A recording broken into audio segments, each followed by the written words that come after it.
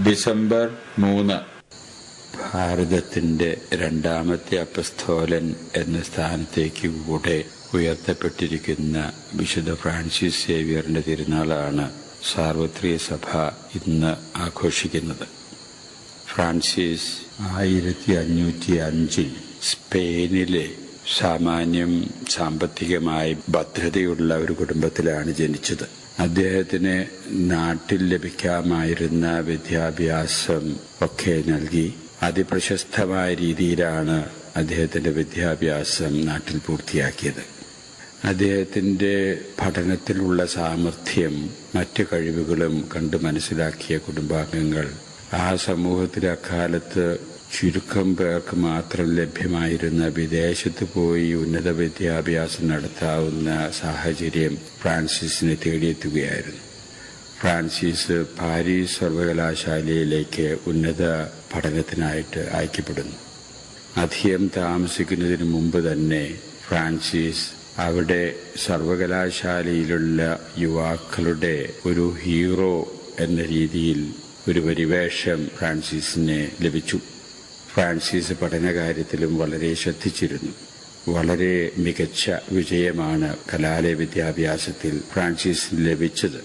അതിൻ്റെയും ഫ്രാൻസിസിന്റെ മറ്റിതര കഴിവുകളുടെയും അടിസ്ഥാനത്തിൽ സർവകലാശാല അധികാരികൾ ഫ്രാൻസിസിനെ പാരീസ് സർവകലാശാലയിൽ തന്നെ ഒരു അധ്യാപകനായിട്ട് നിയമിക്കുകയാണ് ഉണ്ടായത്. അങ്ങനെ തത്വശാസ്ത്ര അധ്യാപകനായിട്ട് ജോലി നോക്കുന്ന അവസരം, വിദ്യാർത്ഥിയായിരുന്ന അവസരത്തിലും അധ്യാപകനായിട്ട് ജോലി നോക്കുന്ന അവസരത്തിലും ഒക്കെയാണ് ജീവിതത്തിന്റെ ഒരുപാട് അനുഭവങ്ങളായിട്ട് ഏറ്റുമുട്ടി ജീവിതത്തിൽ പക്വതയും പരിവർത്തനങ്ങളും സമ്പാദിച്ച ഇഗ്നേഷ്യസ് ലയോള ഫ്രാൻസിസിനെ ആദ്യമായിട്ട് കാണുന്നത്.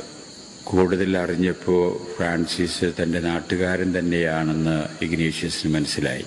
ഫ്രാൻസിസിന് അന്ന് ചെറുപ്പക്കാരുടെ ഇടയിലുണ്ടായിരുന്ന ചില ചാപല്യങ്ങളൊക്കെ ഉണ്ടായിരുന്നു എന്ന് വരികിലും ഫ്രാൻസിസിന്റെ വ്യക്തിത്വവും തീക്ഷ്ണശാലീനതയുമൊക്കെ ഇഗ്നേഷ്യസിന് വളരെയേറെ ആകർഷണം ഫ്രാൻസിസിലെ ഉണ്ടാക്കി. അവർ വലിയ കൂട്ടുകാരായി.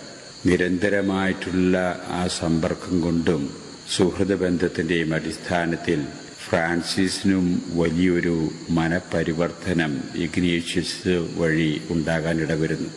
ഫ്രാൻസിസ് ചിന്തിക്കാൻ തുടങ്ങി, എനിക്ക് ഈ ലോകത്തിൽ എത്ര കണ്ട് പ്രശസ്തിയുടെ പദവികൾ കയറാൻ സാധിച്ചാലും എൻ്റെ മനസ്സിലെ സമാധാനവും ശാന്തിയും എനിക്ക് അനുഭവിക്കാൻ സാധിക്കുന്നില്ലെങ്കിൽ അതുകൊണ്ട് എൻ്റെ ജീവിതത്തിൽ എന്ത് പ്രയോജനം? ഈ ഒരു ചിന്ത ഫ്രാൻസിസിനെ വളരെ ആഴത്തിൽ ചിന്തിപ്പിക്കാനിട വന്നു. അതിന്റെ ഫലമായിട്ട് ഫ്രാൻസിസ് സാവകാശം മനസ്സിൽ പരിവർത്തനങ്ങൾക്ക് വിധേയമായി കൊണ്ടിരിക്കുകയായിരുന്നു. എന്തിനേറെ ഫ്രാൻസിസും ഇഗ്നേഷ്യസും തമ്മിലുള്ള കൂട്ടുകെട്ട് പിന്നീട് ലോകത്തിലെ തന്നെ ഏറ്റവും ബൃഹത്തായ സന്യാസ സഭയുടെ മൂലക്കല്ലായി തീരത്തക്ക വിധത്തിലുള്ള കൂട്ടുകെട്ടായി. ഈശോ സഭയുടെ അടിസ്ഥാന 2 കല്ലുകളാണ് ഇഗ്നേഷ്യസും ഫ്രാൻസിസും. മറ്റ് 5 പേരുടെയും സാന്നിധ്യത്തോടും സഹവർത്തിത്തോടും കൂടിയാണ് ആ സന്യാസ സഭ ലോകത്തിൽ ആദ്യമായിട്ട് രൂപം കൊള്ളുന്നത്.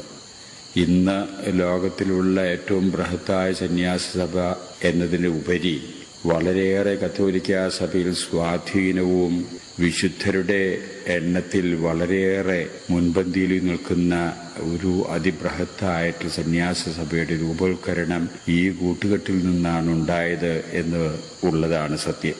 32ാമത്തെ വയസ്സിലാണ് ഫ്രാൻസിസ് വെനീസിൽ വെച്ച് പൗരോഹിത്യം സ്വീകരിക്കുന്നത്.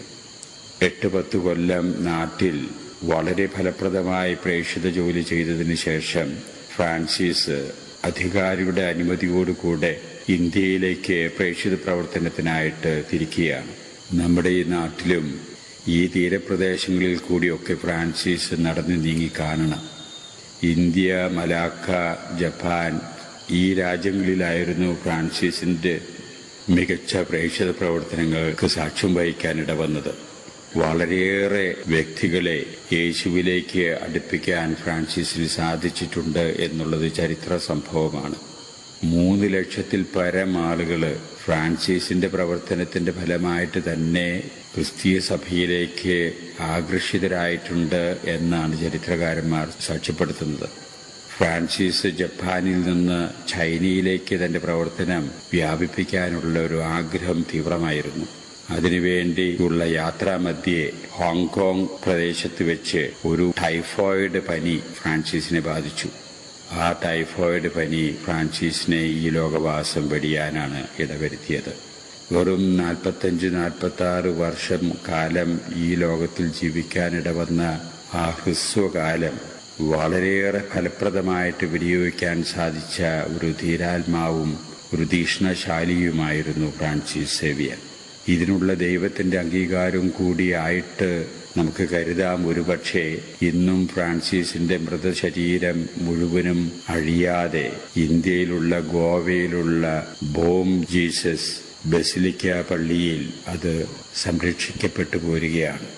കാലാകാലങ്ങളിൽ നിശ്ചയ സമയങ്ങളിലൊക്കെ അത് മറ്റുള്ളവരുടെ വണക്കത്തിന് വേണ്ടി തുറന്ന് കാണിക്കാവുന്ന പരിപാടികളുണ്ട്. ഒരവസരത്തിൽ എനിക്കും അത് വന്ദിക്കുന്നതിനുള്ള അവസരം ലഭിച്ചിട്ടുണ്ട്.